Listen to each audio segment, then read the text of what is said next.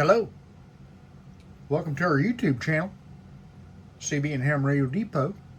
Hi, I'm James. Today we're going to do a video on an Icom 706 Mark II-G. These are neat little radios. Shack in a box, as they say. This one also has the IT100 LDG auto tuner with it. Works real well. Anyway, we've been playing with this the last couple days, and we're gonna get you up here where you can kind of see it a little bit.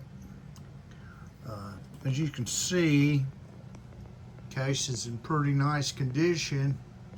The tuner's nice, got a few marks on it, but overall, very nice radio. As you can see here, we got it on 70 centimeters. Anyway, this is a menu-driven radio. This radio does not have any extra crystal filters in it. But a lot of guys don't like menu-driven radios, and sometimes I get that because they can be difficult. This one's pretty simple. It's got M, S, G. Got 3 sections. It's got actually 4. There's a startup section that you have to turn the power on and hold the lock, and it will go to the setup section, which is where you set a few of the startup settings and such as that. In the G section, as you can see, we have G1 is scope, and you can adjust how much you want it to scan the scope. It is not an active scope. You have to push that to make it scan the band. Can't see it very well. Here, let's go up here. Let's go there. And you can see, now it's still not showing much, but it is scanning, as you can see. Won't receive much on a dummy load. Anyway, it G2 is your SWR graph. It transmits frequency, which you can see. Your memory, you can put your memory names in. You can go to M4 Vox, communication, the COM port, AGC, fast slow. M1, split, AB, A equals B. Here's where you install your memories, the one you want to store. Filters, like I said, it has no additional filters, noise, blinker. Change the meter here. Right there, it's on ALC. There's power out, SWR. So that real easy to change. And we're back to the front. So then you go to S, and here's your DSP, your automatic noise, your noise reduction, noise, your memory pad, and scan, your primary, VFO, and then it tells what bands it can do. And we're back to DSP. So if you go to Q, this is where you adjust,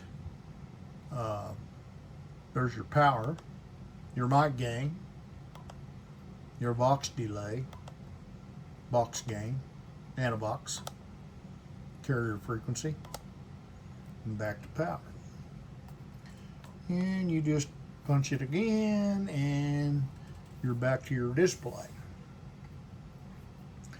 Power button up here, preamp. Preamp actually works pretty good.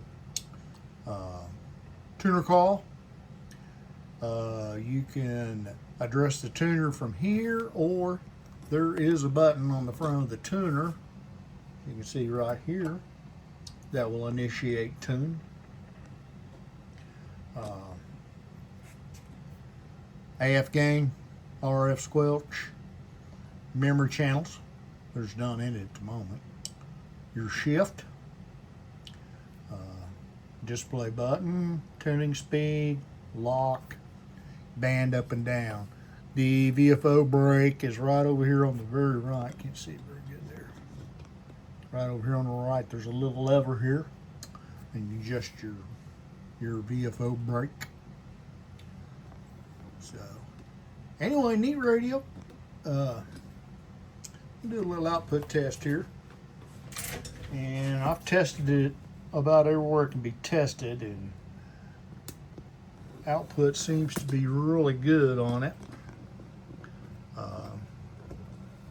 Get on up here to the meters where we can see, and we'll go a little higher. Okay, we are right now on 160 meters. Lower sideband, dummy low.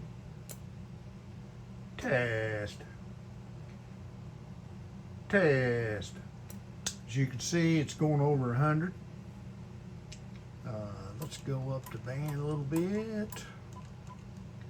And here's 2 meters. There's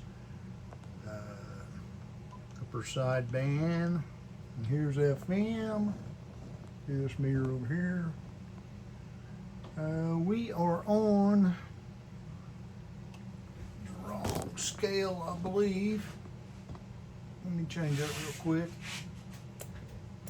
Yeah, I'm on the wrong scale. Let's do that. About 46, 7 watts looks like on 2 meters. We'll go up to 432. I'll put that back down so you can see it. About 15 watts on 70. So pretty much as it's published. So anyway, that kind of wraps this up. These are neat radios. You gotta get a chance to use one. Do it. I mean, they're cool. And a lot of folks, like I say, don't care much for the menu-driven part, but like I say, of all the radios I've been using here lately, it is probably as simple as it gets. And by the way, the head does detach. You probably all knew that. Mic plugs in here at the bottom. Anyway, come see us. CB Radio Depot. Got quite a bit of vintage equipment there. More to come. Bye now.